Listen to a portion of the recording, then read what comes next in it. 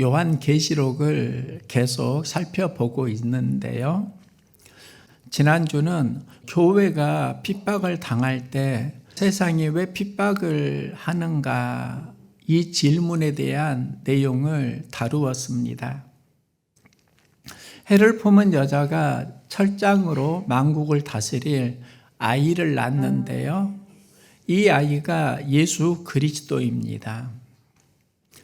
7머리인 붉은 용이 아이를 해하려고 하다가 실패해서 하늘에서 땅으로 쫓겨납니다. 그를 요한계시록은 옛뱀, 사탄, 마귀라고 하는데요. 하늘에서 쫓겨난 사단이 땅에서 예수 믿는 사람들을 핍박하고 있다. 교회가 핍박을 받는 영적 배경을 요한은 그렇게 설명합니다. 그런데 붉은 용 7머리를 사탄이라고 하는데 붉은 용이 무엇을 의미하는가? 붉은색은 전쟁과 사륙 그리고 로마의 상징색이기도 했습니다. 7머리는 요한계시록에서 이게 무엇을 의미하는지 설명해 주는데요.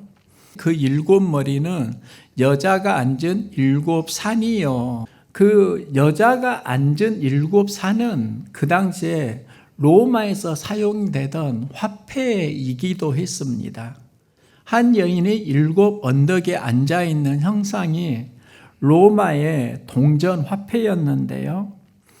그 동전이 지금도 발견되고 상태가 좋은 것은 경매에서 1천만 원 이상에 거래되기도 합니다. 그러면 왜 사단을 붉은 용에 비유했는가? 또 7머리라고 말하는가? 붉은색 7머리는 그 당시에 로마를 상징했습니다.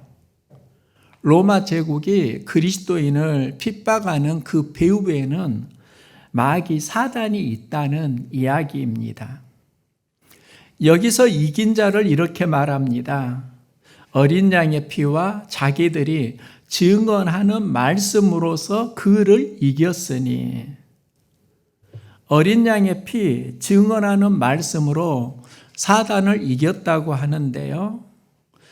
여기서 사단을 이겼다라는 것은 그 당시 배경으로 말하면 로마 황제가 카이사르 퀴리오스, 로마 황제를 주로 섬기라고 강요할 때 그것을 고백하지 않고 예수스 퀴리오스, 예수가 주이다. 그 믿음을 신실하게 지킨 사람들을 의미합니다. 그러면 어린 양의 피, 증언하는 말씀으로 이겼다. 어린 양의 피는 예수 그리스도의 십자가 보혈입니다. 나의 죄를 사시기 위해 십자가에서 죽으시고 살아나신 예수를 믿으면 우리는 구원을 받는다는 메시지입니다. 증언하는 말씀은 내가 가진 신앙 체험이나 개인 간증을 의미하는 게 아닙니다. 예수가 구원자이고 다른 이름은 없다는 사도들이 전한 그 복음을 증언하는 말씀이라고 할 수 있습니다. 그래서 어린 양의 피, 증언하는 말씀은 한마디로 말하면 예수 그리스도의 복음입니다. 교회를 핍박하는 그 배경에는 사탄이 있다. 이게 12장인데요. 13장은 그러면 사단이 교회를 어떻게 괴롭히는가? 여기에 대한 이야기를 다루고 있습니다. 사단의 대리자로 2 짐승이 등장하는데요.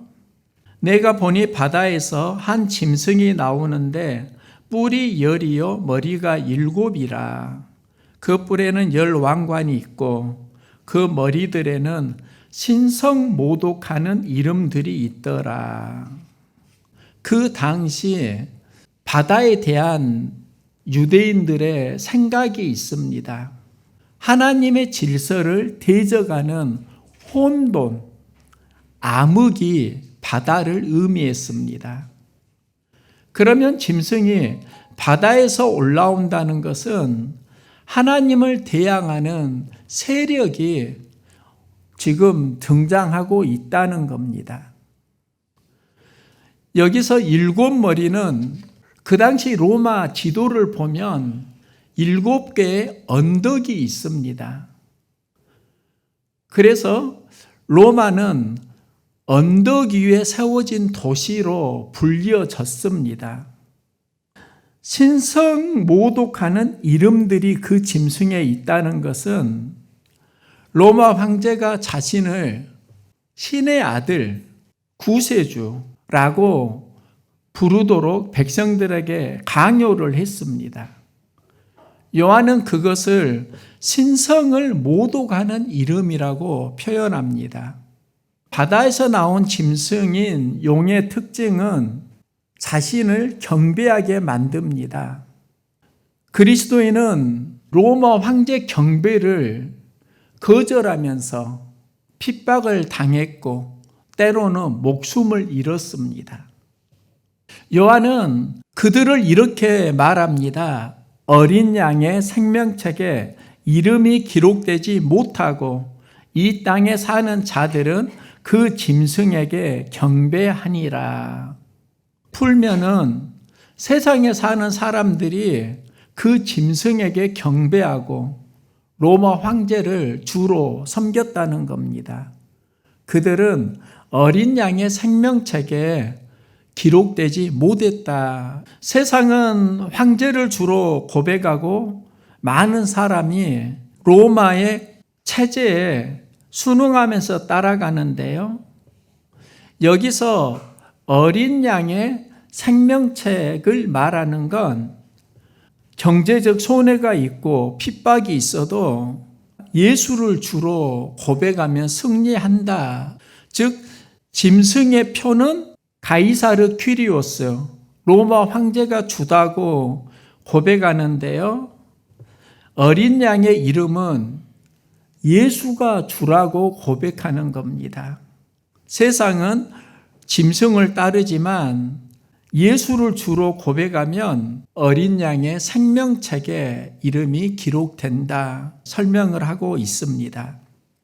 그 바다에서 나온 짐승은 로마 제국, 자신을 신격화하는 그 황제를 비유한다고 하면 그 뒤에 또 다른 짐승이 땅에서 올라온다.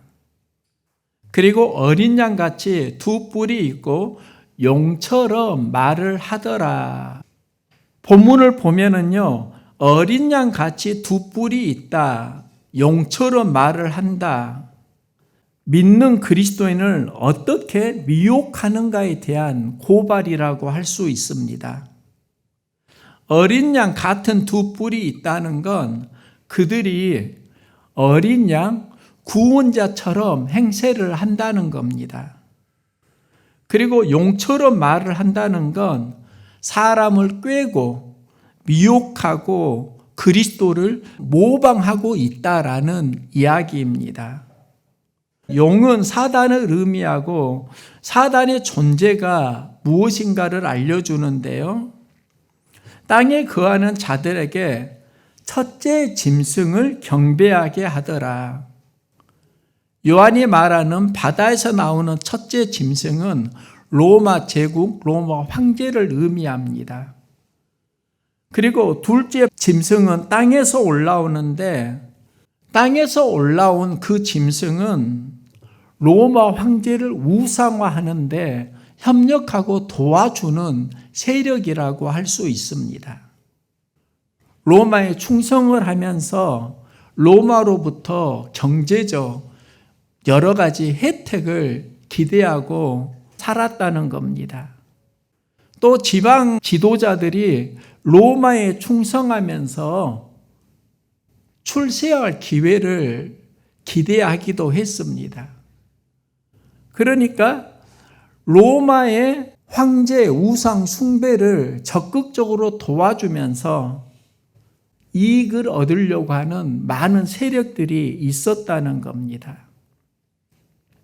그래서 짐승의 우상에게 경배하지 아니하는 자는 몇이든지 다 죽이게 하더라.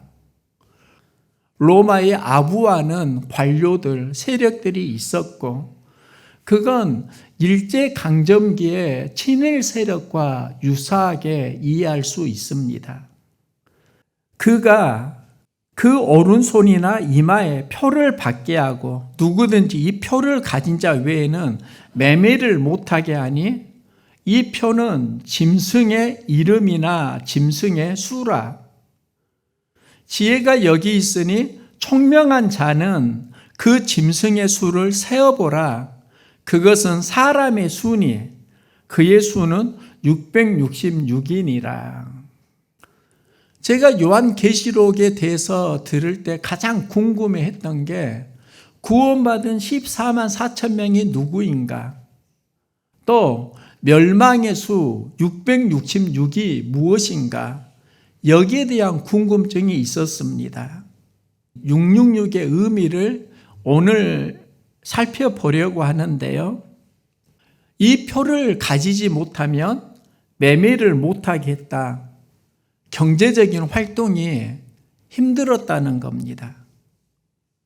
그리고 그 666이라는 표가 짐승의 이름이나 그 이름의 수라고 말합니다.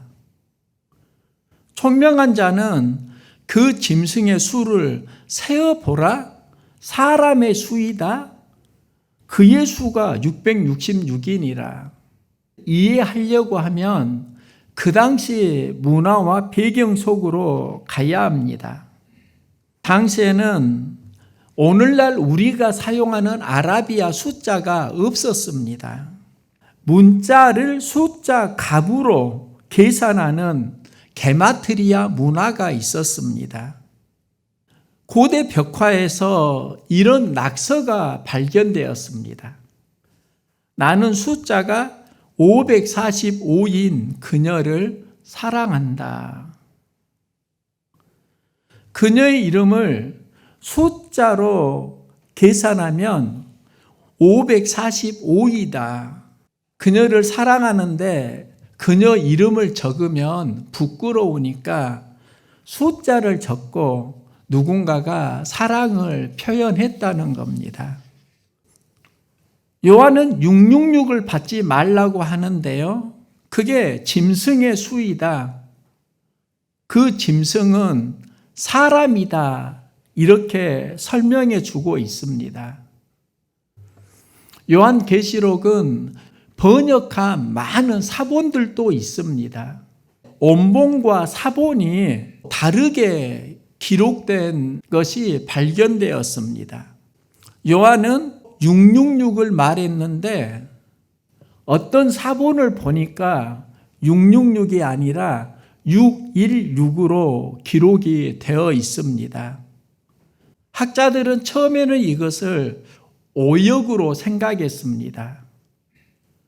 그런데 나중에 많은 자료들이 발굴이 되면서 616의 의미가 밝혀지게 되었습니다. 읽는 청자들이, 수신자들이 히브리권이면 666을 썼는데 로마권으로 가는 서신에서 616이 사용되었다. 좀 자세히 이해하려고 하면 사도 바울을 보면 됩니다. 유대권 내에서는 그의 이름이 사울인데 이방인의 문화 속에서는 바울로 불리어졌다는 겁니다. 그러니까 사울은 유대식 이름이고 그가 이방 로마의 복음을 전할 때 바울이 된 것은 로마식 이름이라는 겁니다.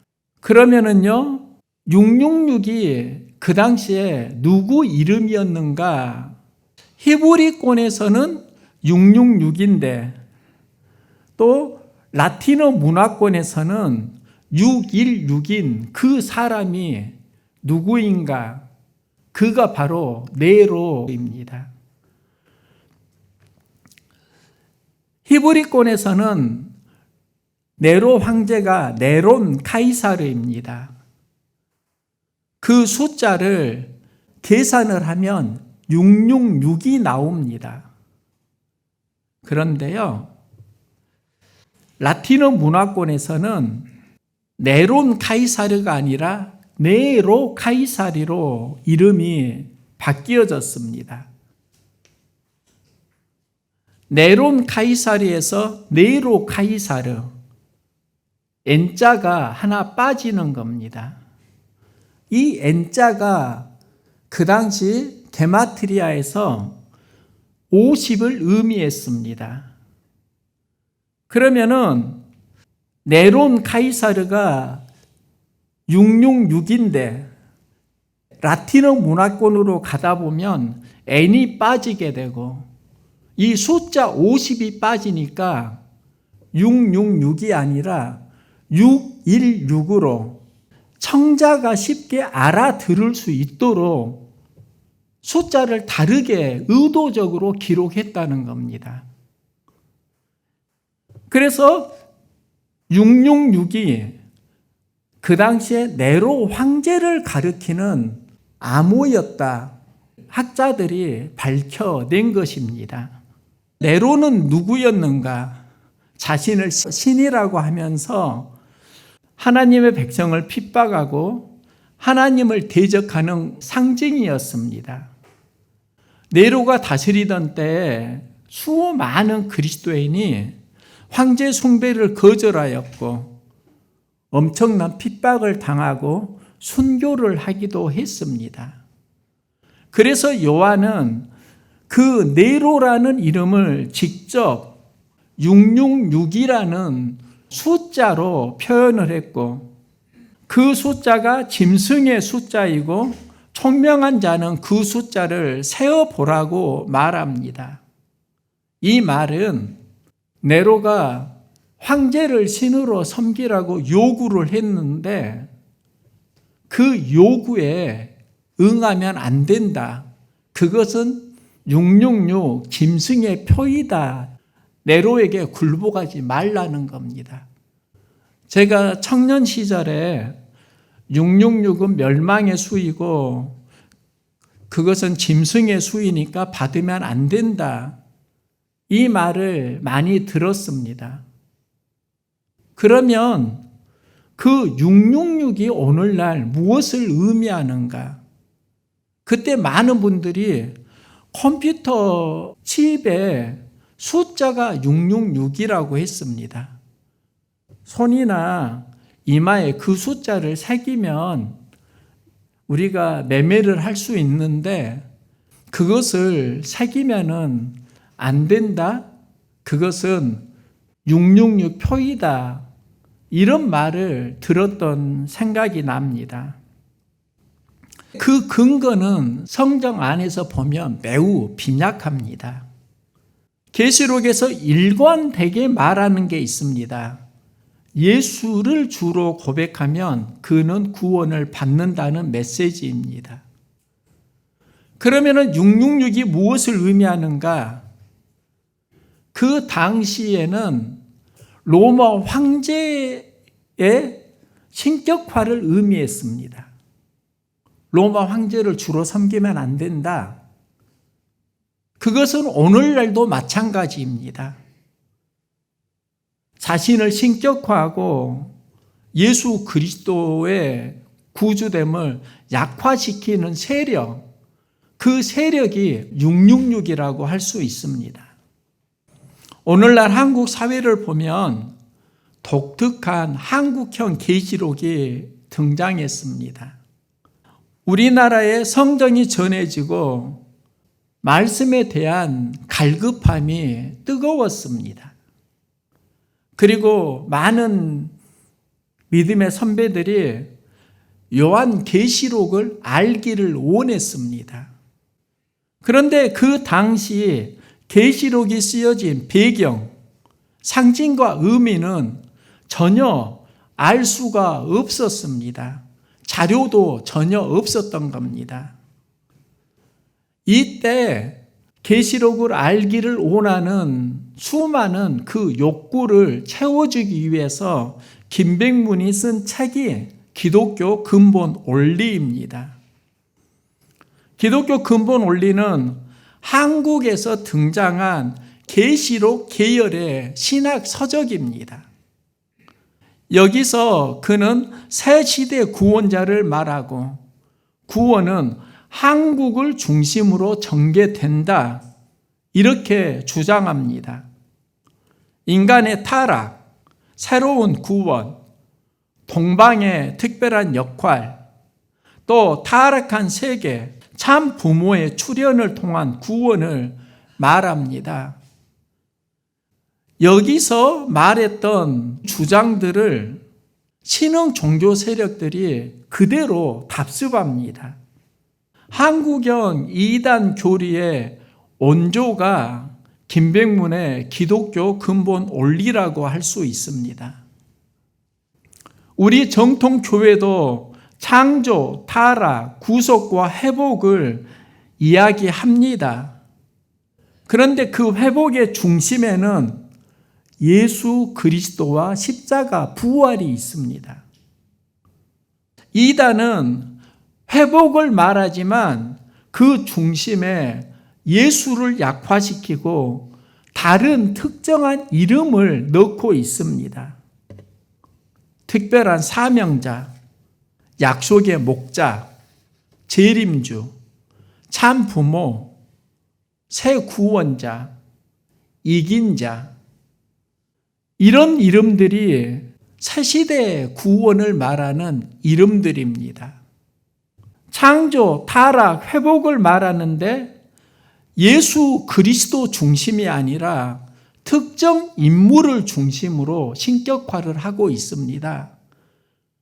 그래서 그들을 이단이라고 하고 초대교회에서 이마에 표를 받지 말라고 하는 666의 영적 체계는 동일합니다. 신흥 종교들을 보면 계시록의 배경과 의미를 모르니까 그걸 비밀 예언으로 이해합니다. 그리고 자신을 신격화합니다. 예수 중심의 구원이 아니라 특정한 사람 중심의 구원을 말하고 있습니다.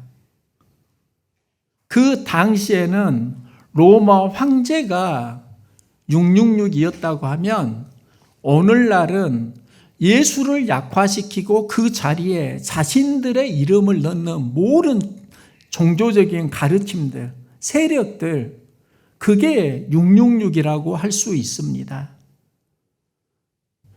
666의 표를 이마나 손에 받지 말라고 합니다.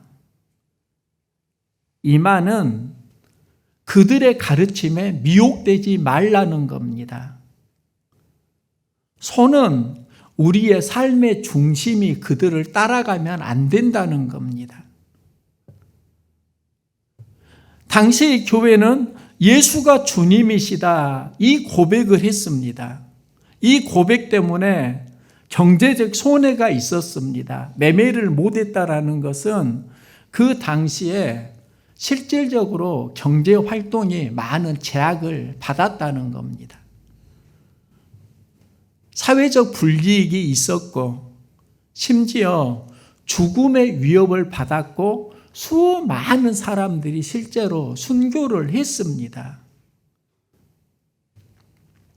666표를 이마나 손에 받지 말라는 것은 그 당시 그리스도인에게는 생명을 걸어야 하는 결단이기도 했습니다.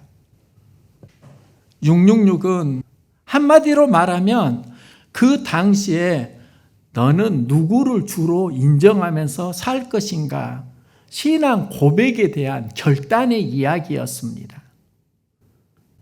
666 숫자가 그 당시 문화 속에서 네로 황제를 가리킨다고 하면 그 네로 황제의 가르침이 무엇이었는가?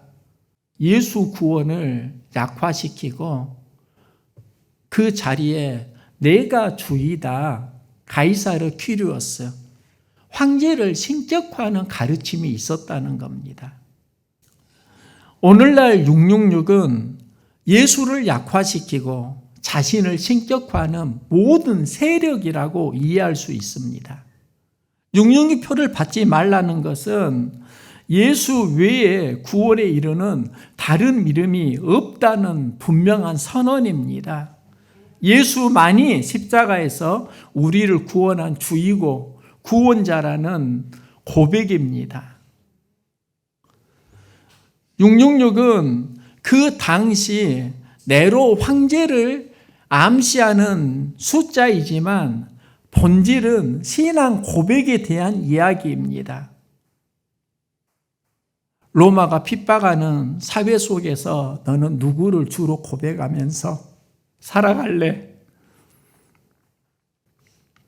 예수를 주로 고백하면 경제 정말 어렵고 박해를 받고 때로는 생명의 위협을 당했고 생명을 잃었는데 그 상황 속에서 그래도 우리가 믿음의 신실함으로 로마 황제를 주로 고백하면 안 돼. 예수가 주라는 비전을 고백하면서 살아가자. 로마에는 우리가 시민권이 없다 할지라도 하나님 나라에 시민권이 있어. 어린 양의 생명책에 내가 기록되어 있어. 이 고백을, 이 도전을 생명을 걸고 전했던 겁니다. 로마 황제가 주가 아니야. 예수가 주이고 구원자라는 그 메시지를 666 안에 표현하고 있는 겁니다. 성경 전체의 중심 메시지는 분명합니다. 예수 그리스도가 주이고 그 믿음을 지킨 사람들이 어린 양의 생명책에 기록된다. 이긴 자라는 겁니다. 이 시대에서 이긴 자로 살아가기를 원하십니까? 예수 십자가 보혈을 의지하고 살아갈 수 있기를 소망합니다. 예수 십자가 보혈의 은혜가 가벼워지지 않고 예수 그리스도의 십자가, 예수 그리스도의 생명이 나를 위한 죽음이고 나를 하나님 자녀로 구원하기 위한 희생이었고 사랑이었다는 것을 기억하면서 신실함으로 성장할 수 있기를 소망합니다.